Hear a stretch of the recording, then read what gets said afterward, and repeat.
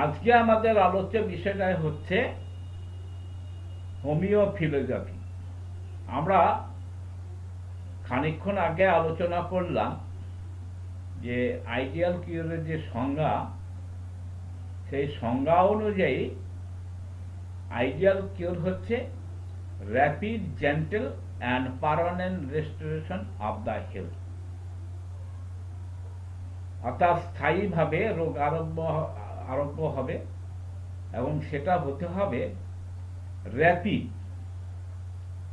তা আমরা কিন্তু বাজারে আমাদের একটা ভ্রান্ত ধারণা প্রচলিত আছে, এই ধারণাটা সৃষ্টি করেছে আমাদের হোমিওপ্যাথি ডাক্তারবাবুরা।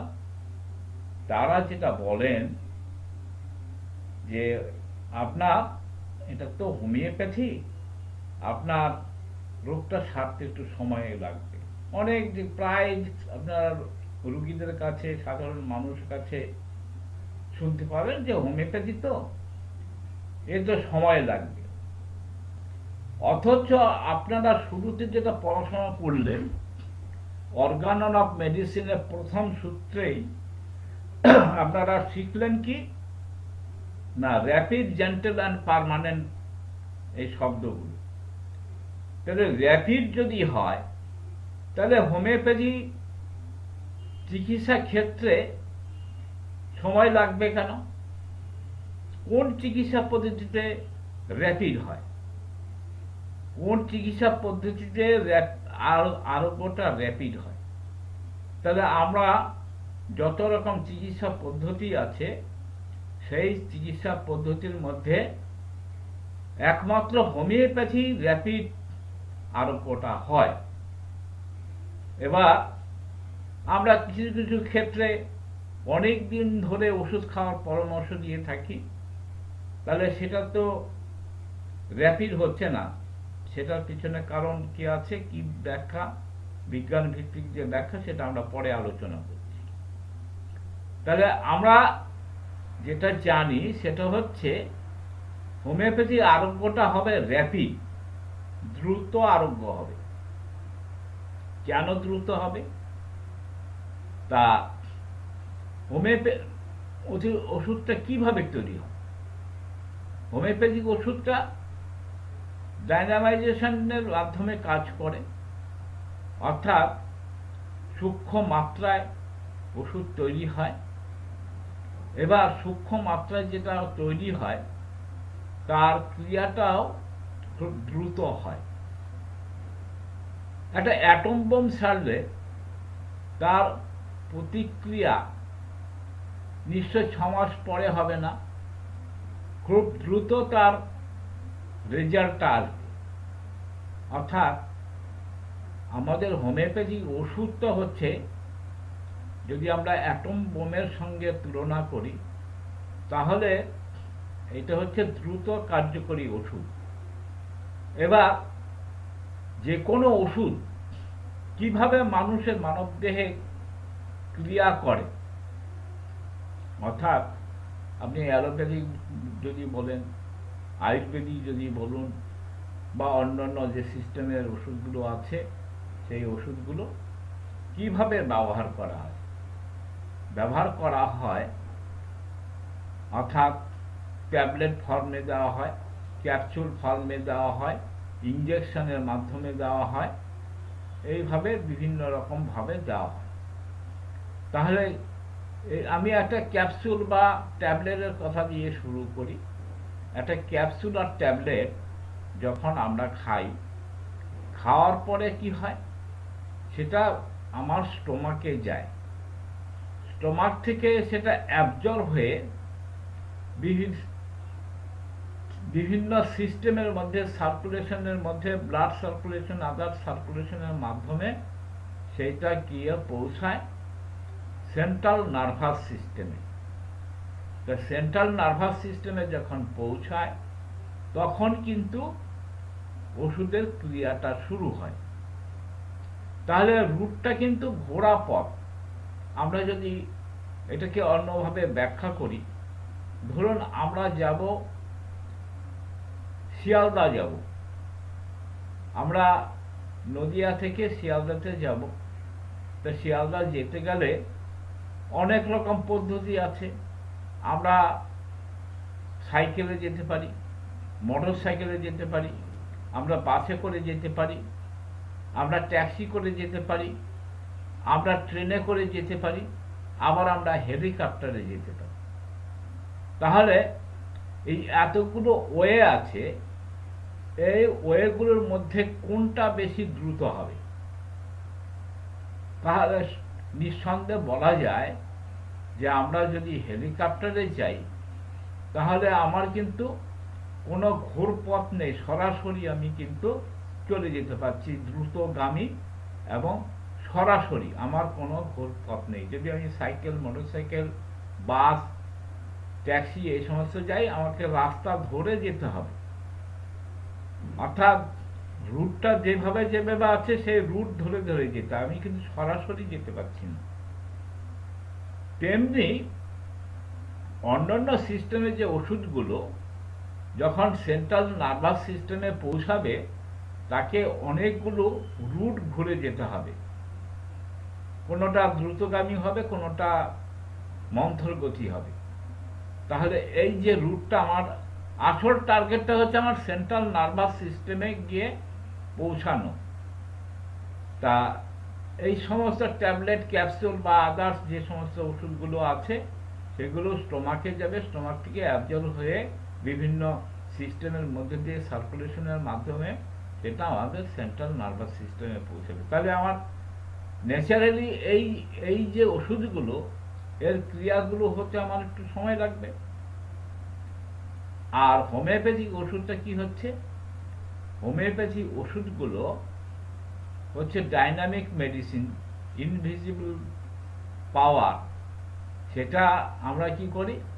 আমরা সুগার অফ মিল্কে দিই, জলে দিই, বা অ্যালকোহলে দিই, বা গ্লোবেলসে দিই, যাতেই দিই না কেন জীবের উপরে আমরা টাচ লাগে। তা জীবের মধ্যে রয়েছে আমাদের অসংখ্য সেন্সিটিভ নার্ভ। তাহলে সেই সেন্সিটিভ নার্ভগুলো সরাসরি সেন্ট্রাল নার্ভাস সিস্টেমে পৌঁছে যাচ্ছে। তাহলে স্বাভাবিকভাবে এর উত্তরটা হচ্ছে, যত রকম চিকিৎসা পদ্ধতি আছে সবচেয়ে দ্রুত কাজ করে হোমিওপ্যাথিক ওষুধ, যেহেতু সে সরাসরি, অর্থাৎ সে কিন্তু যাচ্ছে হেলিকপ্টারে করে, হেলিকপ্টারে যাচ্ছে, হেলিকপ্টার দ্রুতগামী, এবং হেলিকপ্টার কোনো রাস্তা রুট ঘুরে ঘুরে যায় না, সরাসরি যায়। তা জীবের সঙ্গে সেন্ট্রাল নার্ভাস সিস্টেমের যে সংযোগ, এই সংযোগের ফলে আমার ওষুধের অ্যাকশনটা সরাসরি একেবারে সেন্ট্রাল নার্ভাস সিস্টেমে পৌঁছচ্ছে।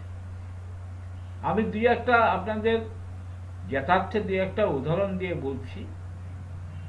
সেটা হচ্ছে, হোমিওপ্যাথিক ওষুধ যদি ঠিক ঠিক সিলেকশন হয়, আর যদি সিঙ্গেল মেডিসিন যদি সিলেকশন হয়, তাহলে কত দ্রুত যে কাজ করে তার চিন্তা করা যাবে না। আমার জীবনের গতিপথটা পাল্টে দিয়েছিল এমনি হোমিওপ্যাথির কিছু মিরাকল রেজাল্ট। আজ থেকে প্রায় 50-55 বছর আগে যখন আমি হোমিওপ্যাথি ছাত্র আর কি, তখনও পাস করে বেরোইনি, খুব সম্ভবত ফার্স্ট ইয়ার কি সেকেন্ড ইয়ার হবে। তা আমার এক নিকট আত্মীয়, সে বদ্ধ উন্মাদ হয়ে যায়। তাকে ওই পাগলাগারদের কিছু ডাক্তার, এমনি সাইকিয়াট্রিক বহু রকম ডাক্তার দেখানো হয়েছে। তার যে সিমটমটা ছিল, সে সম্পূর্ণ উলঙ্গ হয়ে থাকতো, তাকে তালাবন্ধ করে রাখা হয়েছিল, এবং ঘর থেকে বের করা হতো না। আর ঘরের মধ্যে পায়খানা করতেও সেই পায়খানায় খেত। এরকম একটা বদ্ধ উন্মাদ। সে তাকে সারা রাত গালাগালি খিস্তি খেউর করত, অশ্লীল অঙ্গভঙ্গি করত, আর সে কোনো কিছু খেত না। তাকে যা কিছু খেতে দেওয়া হতো খেত না। তার একটাই বক্তব্য ছিল যে খাবারের মধ্যে বিষ মিশিয়ে দিচ্ছে, আর সারা রাত চিৎকার চেঁচামেচি করতো, ঘুম হতো না, তাকে মরফিন ইঞ্জেকশন দিয়েও ঘুম পাড়ানো যায়নি। এমতো অবস্থায় আমি তখন কলকাতায়, মানে খুব সম্ভবত ফার্স্ট ইয়ার কি সেকেন্ড ইয়ার হবে ছাত্র, তা আমি খবর পেয়ে যখন গেলাম, যাওয়ার পরে সেই একটা করুণ অবস্থা দেখে আমি কলকাতায় একজন নামকরা সাইকিয়াট্রিস্টের সঙ্গে যোগাযোগ করলাম। তার যাই হোক অনেক কষ্টে 5-6 ঘন্টা অপেক্ষা করার পর তার অ্যাপয়েন্টমেন্ট যখন পেলাম, তার বক্তব্য হলো যে রুগী আমাকে দেখতে হবে, না দেখে আমি কিছু প্রেসক্রাইব করতে পারবো না। আর রুগী তো বদ্ধ উন্মাদ, তাকে নিয়ে যাওয়ার কোনো উপায় ছিল না। তা তখন কি আর করা যাবে, আমার মনে একটা স্ট্রাইক করলো যে রুগী কিছু খেতে চায় না, খাবার দিলে সে বলে আমার খাবারের মধ্যে বিষ মিশিয়ে দিচ্ছে। তাহলে আমরা জানি যে হোমিওপ্যাথিক মেডিকা যে মানসিক লক্ষণ, তার গুরুত্ব হচ্ছে অপরিসীম। তাই এই যে খাবারের মধ্যে বিষ মিশিয়ে দিচ্ছে, এই যে লক্ষণটা, এই লক্ষণটাকে উপর বেস করে আমি কলকাতা থেকে একটা হাইসিমাস 1 একটা মানে 5 ml একটা শিশি কিনে নিয়ে গেলাম, গিয়ে তাকে বললাম যে রুগী আমার লোকজন সবাইকে চেনে, কে কি সব চেনে। তাই বললাম যে আমি একটা ওষুধ দেবো, এটা কি খাবি? তা বললো যে তুই যদি নিজে দিস তাহলে আমি খেতে পারি, আর ওই শালারা যদি দেয়, মানে তার পেশেন্টের হাজবেন্ড, তাহলে আমি খাবো না। মানে কেন? বলে ও শালা আমার খাবারের মধ্যে বিষ মিশিয়ে দেয়। হ্যাঁ, তা আমি তার জিভের উপরে একটি ড্রপ দিয়ে দিলাম। যে পেশেন্ট 7 দিন 8 দিন এক নাগারে দিনে রাতে কখনো ঘুমায়নি, চিৎকার চেঁচামেচি গালাগালি খিস্তি করেছে, 5 মিনিটের মধ্যে সে ঘুমিয়ে পড়ল। ঘুমিয়ে পড়ার পর তখন তাকে ঘুম পাড়ানো হলো, ঘুম ভাঙলো তার পরের দিন সকালবেলার পর থেকে সে সম্পূর্ণ সুস্থ, এবং যতদিন সে বেঁচে ছিল, এখন নেই, অনেক বছর আগে মারা গেছে, কিন্তু যতদিন বেঁচে ছিল কোনোদিন কোনো মেন্টাল ডিসঅর্ডার হয়নি। Can you imagine? পারবে অ্যালোপ্যাথি এরকম মিরাকল রেজাল্ট করতে? আর সবচেয়ে বড় বিষয় যেটা হচ্ছে, এই ঘটনার পর থেকে আমার জীবনের একটা টার্নিং পয়েন্ট হয়ে গেল। সেখান থেকে কিন্তু আমি হোমিওপ্যাথি জয়যাত্রা শুরু করেছি। আমার ফ্যামিলিতে কেউ হোমিওপ্যাথি বিশ্বাস করে না, আমি নিজেও করতাম না। তা হোমিওপ্যাথি রোগ সারে এইটা যেন আমার কাছে ছিল একটা অবিশ্বাস্য বিষয়। তা সেখান থেকে আমার হোমিওপ্যাথি চর্চা শুরু। দ্বিতীয় ঘটনা যেটা হলো, সেটাও প্রায় 15-16 বছর আগে। আমি যেখানটায় থাকি, আমার এক প্রতিবেশী একটা মোটর সাইকেল অ্যাক্সিডেন্ট করে হসপিটালে ভর্তি হয়েছিল। আমি নিজে গিয়ে ওই ইস্টার্ন বাইপাসের যেটা মুকুন্দপুরে যে আর এন ট্যাগর যে হসপিটাল, সেখানে ভর্তি করেছিলাম। যেহেতু আমার প্রতিবেশী, আমি নিয়ে গিয়েছিলাম। তা নিয়ে যাওয়ার পরে সে পেশেন্ট সঙ্গে সঙ্গে স্ক্যান করা হলো, তার ব্রেনের মধ্যে মানে অনেকগুলো ব্লকেজ দেখা গেল, অর্থাৎ রক্ত জমাট বেঁধে গেল। এবং যাই হোক 15-16 দিন কোমায় থাকার পর রুগী সুস্থ হলো বটে। সুস্থ হয়ে সে বদ্ধ উন্মাদ হয়ে গেল।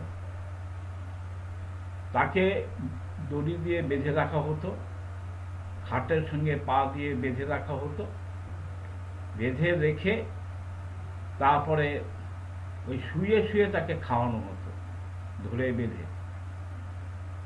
সেই পেশেন্ট, তার বাবা মা আমাকে বললো যে দেখুন এই পর্যন্ত আমার প্রায় 11 লাখ টাকা খরচ হয়ে গেছে বিভিন্ন নার্সিংহোম, বিভিন্ন হসপিটাল করে, আমরা আর পারছি না। তা আমরা শুনেছি হোমিওপ্যাথিতে নাকি পাগল ভালো হয়, আপনি একটু দেখুন। তা আমি সে পেশেন্টটাকে, সেই বদ্ধ উন্মাদ, যে সেও ঘুমায় না, গালাগালি করে, আর তার একটু মদ খাওয়ার প্রবণতা, সে বেরিয়ে গিয়ে মানে গালাগালি করে মদ এনে দিলে মদ খায়, ঢক ঢক করে মদ খায়। তাই যাই হোক, শেষ পর্যন্ত তাকে আমি, যেহেতু ব্রেনের আঘাত লেগেছে, এই লক্ষণের উপরে বেশ করে আনুষঙ্গিক অন্যান্য সিমটমসগুলো সিমিলারিটি ছিল, তা থাকার ফলে তাকে আমি নেট্রাম সাল্ট 0 পটেন্সির ওষুধ, মানে ভেবেছিলাম অনেকগুলো ডোজ লাগবে, কিন্তু প্রথম ডোজেই মানে খাওয়ার মিনিট 5-এর মধ্যে সে ঘুমিয়ে গেল। ঘুমিয়ে যাওয়ার পর তারপরে তারও ঘুম ভাঙলো একদিন পরে।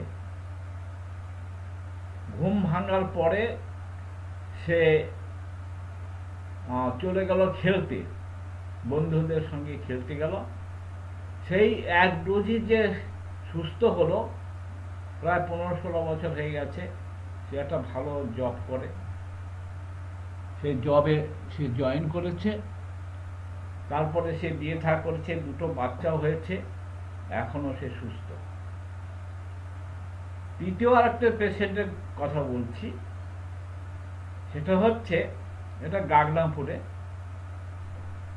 তা আমার এক পরিচিত একটা ছেলে, সে বন্ধুর বিয়েতে গিয়েছিল।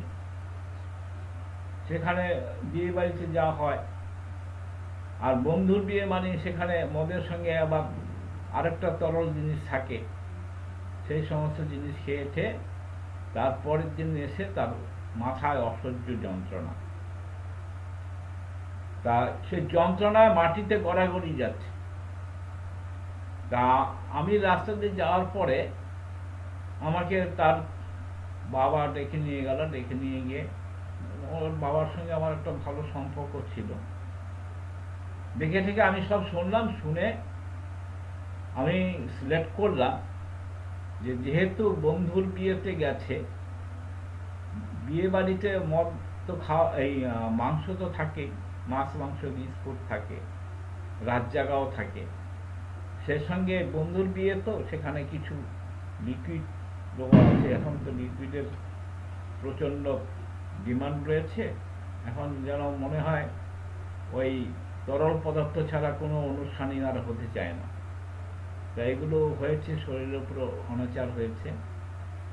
তাকে নাক্স ভূমিকা, জীবের উপরে একটা নাক্স ভূমিকা খাইয়ে দেওয়ার পর সেও কিন্তু তার 5-6 ঘন্টা পরে তার ঘুম ভাঙে। ঘুম ভাঙার পরে সে সম্পূর্ণ সুস্থ। তাহলে এই যে কয়েকটা গল্প বললাম বাস্তব জীবনের অভিজ্ঞতা থেকে, তাতে কি মনে হয় হোমিওপ্যাথি দেরিতে কাজ হয়? কখনই না, হোমিওপ্যাথি কখনই দেরিতে কাজ হয় না, আর এটা হতে পারে না। কারণ হোমিওপ্যাথির যে থিওরি, সেই প্রথমে আমরা শুরু করার সময় বলেছি, অর্গানন অফ মেডিসিন পড়ার সময় আমরা প্রথম যে মানে অ্যাফ্রিজমটা পড়েছি, rapid, gentle and permanent restoration of the health. The rapid, gentle and permanent restoration of the health, এটা যদি হয়, এটা করতে হলে হোমিওপ্যাথি ছাড়া পৃথিবীর আর কোনো সিস্টেম নেই যেটাতে rapid, gentle and permanent restoration of the health এই নীতিকে ফলো করতে পারে। পৃথিবীর কোনো সিস্টেম অফ ট্রিটমেন্ট নেই যেখানে rapid, gentle and permanent restoration of the health এই যে নীতি ফলো করা হয়। তাহলে আমরা এবারে আসে যাক যে আমাদের রোগটা কিভাবে নিরাময় হয়। আমরা গতদিন অর্গাননও আলোচনা করেছিলাম। সেই অর্গানে বলেছিলাম যে when two similar force meet together stronger suppress the weaker। এখানে আমরা আরেকটা, আপনারা সবাই সারা পৃথিবীর মানুষ জানে নিউটনসের একটা ল আছে, third law, to every action there is equal and opposite reaction. তা স্যামুয়েল হ্যানিম্যান তিনি কিন্তু এটা জানতেন, to every action there is equal and opposite reaction, প্রত্যেকটা ক্রিয়ারই সমান ও বিপরীত প্রতিক্রিয়া আছে। এই নিউটনসের থার্ড লয়ের উপরে বেস করে কিন্তু হোমিওপ্যাথি আরোগ্যটা হয়। তাহলে হোমিওপ্যাথি আরোগ্যটা হচ্ছে নিউটনসের থার্ড লকে ফলো করে। তাহলে এটা একটা বিজ্ঞান, হোমিওপ্যাথি একটা বিজ্ঞান। হোমিওপ্যাথি যদি বিজ্ঞান না হতো, 1755 খ্রিস্টাব্দে হ্যানিম্যান জন্মগ্রহণ করেছে, প্রায় 250 বছর হল। 1755 সাল থেকে 2021 সাল, প্রায় 250 বছরের মধ্যে তাহলে সারা পৃথিবীতে এত ব্যাপ্তি হতে পারত না যদি হোমিওপ্যাথি বিজ্ঞান না হতো। হোমিওপ্যাথি বিজ্ঞান বলেই বহু বাধা বিপত্তি থাকা সত্ত্বেও হোমিওপ্যাথি আজও টিকে আছে। হোমিওপ্যাথি যে বাধা, সেই বাধাগুলো দু একটা উদাহরণ আপনাদের দিই। হ্যানিম্যানের লাইফ হিস্ট্রি থেকে আমরা কিছু আলোকপাত করি। হ্যানিম্যানের লাইফ হিস্ট্রি হচ্ছে, হ্যানিম্যান নিজে একজন প্রখ্যাত কেমিস্ট, রসায়নবিদ, প্রখ্যাত দার্শনিক, প্রখ্যাত ভাষাবিদ। পৃথিবীর বিভিন্ন দেশের ভাষা তিনি জানতেন। আর সেই সময় তৎকালীন জার্মানির সর্বশ্রেষ্ঠ অ্যালোপ্যাথ চিকিৎসক এবং অধ্যাপক। তিনি অ্যালোপ্যাথি প্র্যাকটিস করতেন। অ্যালোপ্যাথি প্র্যাকটিস থেকে তিনি প্রথম সিনকোনা বার্গ নিজের হেলদি হিউম্যান বিইংয়ের উপরে প্রয়োগ করে প্রথম যে হোমিওপ্যাথিক ওষুধ, সেই ওষুধটা নাম হচ্ছে চায়না বা সিনকোনা অফিসিনালিস, সেই ওষুধটা আবিষ্কার করলেন। করার পরে এবার দেখা গেল যে আস্তে আস্তে জার্মানিতে হোমিওপ্যাথি প্রচার প্রসার ব্যাপকভাবে হওয়া শুরু করল। এবার তখন কি হলো, তখন হ্যানিম্যানকে মেরে ফেলার একটা চক্রান্ত হলো। কারা চক্রান্তটা করলো? চক্রান্তটা করলো যারা ওষুধ ব্যবসায়ী। ওষুধ ব্যবসায়ীরা তারা দেখলো যে এত কম পয়সা, এত উৎকৃষ্ট মানের চিকিৎসা যদি পৃথিবীতে প্রসার লাভ করে, তাহলে আমরা আমাদের ব্যবসা বাণিজ্য সব টকে উঠে যাবে। তাই তারা হ্যানিম্যানকে মেরে ফেলার চক্রান্ত করলো। উনি পালিয়ে গেলেন। পালিয়ে যাওয়ার পরে সেখানেও তার বিরুদ্ধে চক্রান্ত হলো। সেখান থেকে তিনি গেলেন আমেরিকাতে। আমেরিকাতে সেখানে একই ঘটনা পুনরাবৃত্তি হলো।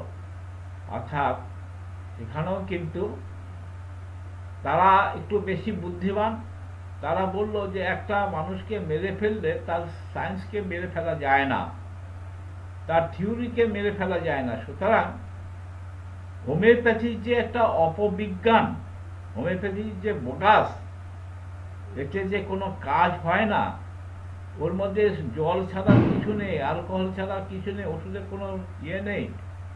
30 পোটেন্সির উপরে কোনো ওষুধকে মাইক্রোস্কোপে দেখা যায় না। সুতরাং এটা একটা বোগাস। এইটাকে প্রমাণ করতে হবে, বিজ্ঞানের দৃষ্টিতে প্রমাণ করে দিতে পারলে সারা পৃথিবী থেকে হোমিওপ্যাথি বিলুপ্ত হয়ে যাবে। এবং তারা একটু বেশি বুদ্ধিমান। তারা দেখলেন যে আমরা ততদিনে অনেকগুলো হ্যানিম্যান তৈরি হয়ে গেছে সারা পৃথিবীতে। ইংল্যান্ডের তার শিষ্য রয়েছে, জার্মানে রয়েছে, আমেরিকাতে অনেক রয়েছে, পৃথিবীর ভারতবর্ষ তখন হোমিওপ্যাথি ঢুকে গেছে। তা পৃথিবীর থেকে এটাকে উৎখাত করতে গেলে হোমিওপ্যাথি একটা অপবিজ্ঞান, এই অপবিজ্ঞানকে উৎখাত করতে গেলে বৈজ্ঞানিক দৃষ্টিকোণ থেকে তাকে ব্যাখ্যা করতে হবে, এবং তাহলে হোমিওপ্যাথি মানুষ আর পড়াশোনাও করবে না, হোমিওপ্যাথি চিকিৎসাকেও করবে না। তার দায়িত্ব দেওয়া হলো কার উপরে? James Tyler Kent. James Tyler Kent হচ্ছেন একজন অ্যালোপ্যাথি শল্য চিকিৎসক। জেমস টাইলার কেন্ট তিনি এখন তার যেহেতু তিনি একজন প্রখ্যাত অ্যালোপ্যাথ চিকিৎসক, তা উনি তো শুধু ওই মুখে মুখে বললে তো হবে না, বিজ্ঞানের দৃষ্টিকোণ থেকে তাকে ব্যাখ্যা করতে হবে কেন হোমিওপ্যাথি বোগাস। একটা ব্যাখ্যা না আমরা দিতে পারি যে হোমিওপ্যাথি ওর মধ্যে কোনো ওষুধই নেই, ওষুধের কোনো অস্তিত্বই নেই, মাইক্রোস্কোপে তার ওষুধ খুঁজে পাওয়া যায় না, সুতরাং এটা বোগাস। তা এটুকু বললে তো মানুষ বিশ্বাস করবে না, আরো কিছু তথ্য তো দরকার। তাহলে কিছু কারো যদি সমালোচনা করতে হয় তাহলে তার সম্বন্ধে কিছু জানতে হবে। তখন already Samuel Hahnemann Materia Medica Pura তিনি পাবলিশ করে ফেলেছেন। তা ম্যাটেরিয়া মেডিকা পিউরা হচ্ছে হ্যানিম্যানের মানে যুগান্তকারী একটা সৃষ্টি। অর্থাৎ আমরা যে ম্যাটেরিয়া মেডিকা পড়ি, সেই ম্যাটেরিয়া মেডিকা প্রথম ম্যাটেরিয়া মেডিকা হ্যানিম্যান লিখিত যে ম্যাটেরিয়া মেডিকা, সেটার নাম হচ্ছে ম্যাটেরিয়া মেডিকা পিউরা। তিনি ম্যাটেরিয়া মেডিকা পিউরা পড়া শুরু করলেন। ম্যাটেরিয়া মেডিকা পিউরা পড়ার পরে তিনি দেখলেন যে যা যা বলেছে এগুলো একটু পরীক্ষা করে দেখলে তো হয়। সিনকোনা বার্গ খেলে যদি ম্যালেরিয়ার মতো জ্বর আসে, আবার কুইনান তৈরি হয় সিনকোনা বার্গ থেকে, তাহলে এর মধ্যে তো বিজ্ঞান আছে দেখছি। ইতিমধ্যে এমন একটা ঘটনা ঘটে গেল, সেই ঘটনাটা হচ্ছে জেমস টাইলার কেন্ট ছিলেন একজন শল্য চিকিৎসক। তা উনি একটা অপারেশন করতে গিয়ে ধারালো ছুরির ঘায়ে তার হাতের বুড়ো আঙুলটা একটা ক্ষত সৃষ্টি হয়।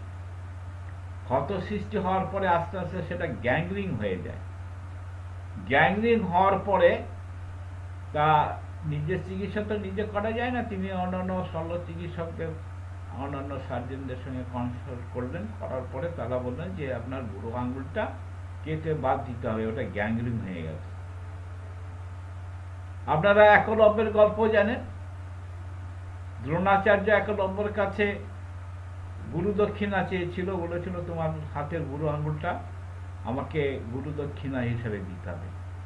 তা একজন তীরন্দাজের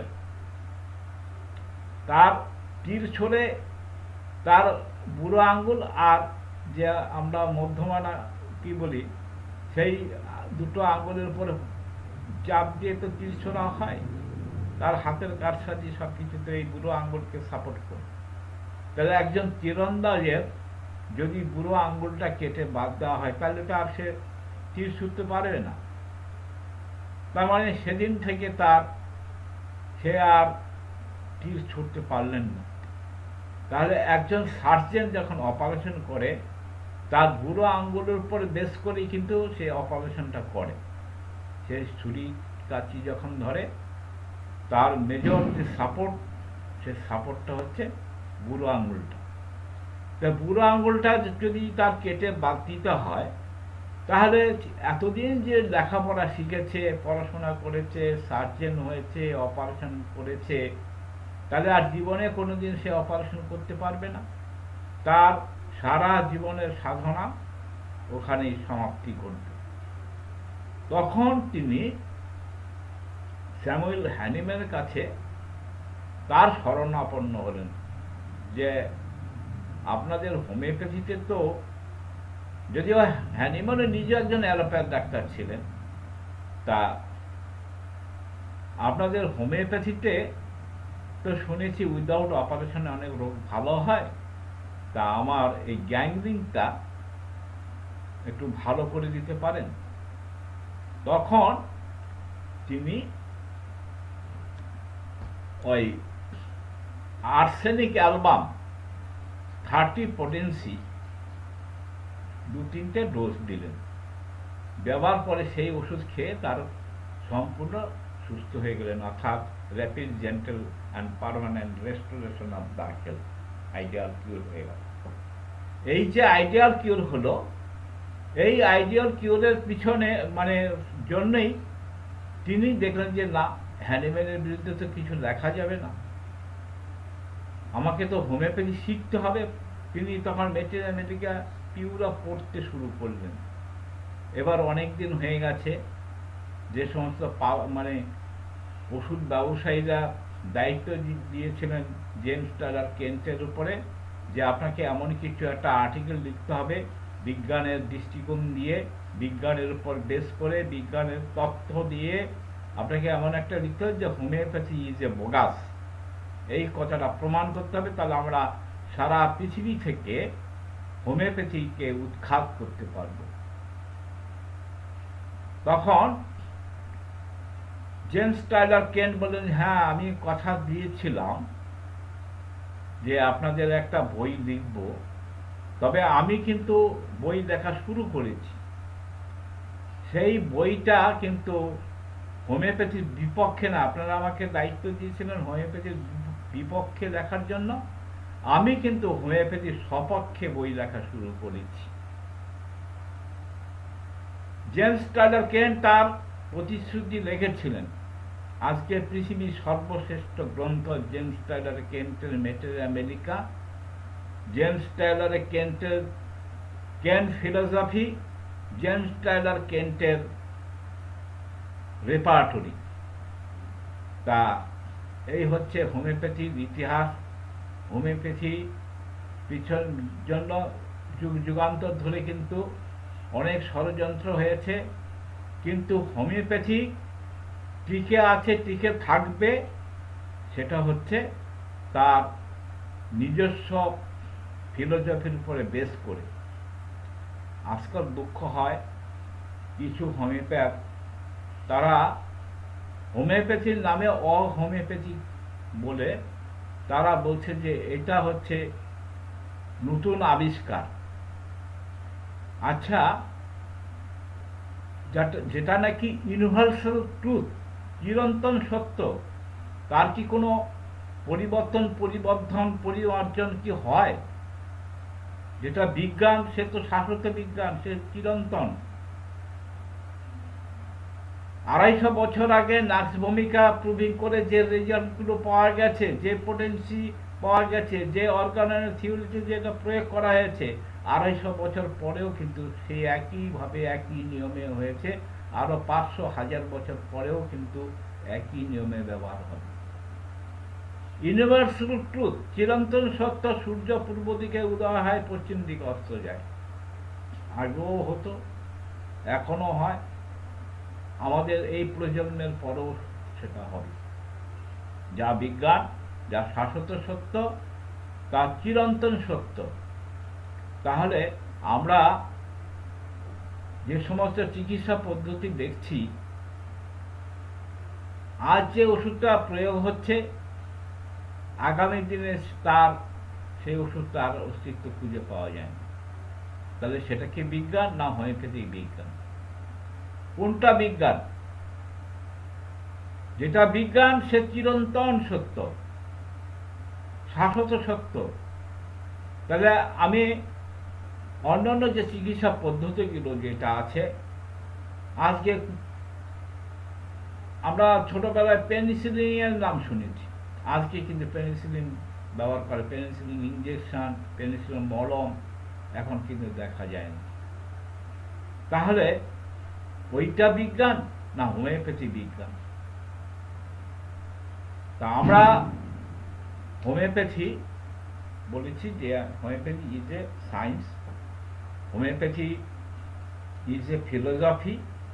তা আমাদের আজকে পাঠ্য বিষয় ছিল হোমিওপ্যাথি ফিলোসফি। তা ফিলোসফি সম্বন্ধে কিছু ধ্যান ধারণা দেওয়াই ছিল আজকে আমাদের পাঠ্য বিষয় বা আলোচ্য বিষয়। তা আমরা আগামী দিন হোমিওপ্যাথি ফিলোসফি নিয়ে আলোচনা আরও বিস্তৃতভাবে আলোচনা করব। আজকে আমরা জাস্ট একটু ইন্ট্রোডাকশন দিলাম এবং ফিলোসফিটা কেন পড়তে হবে সেটা একটা ধারণা দিলাম। আর এই ধারণার উপরে বেস করে আমরা আমাদের কাঙ্ক্ষিত লক্ষ্যে আমরা পৌঁছে যাব।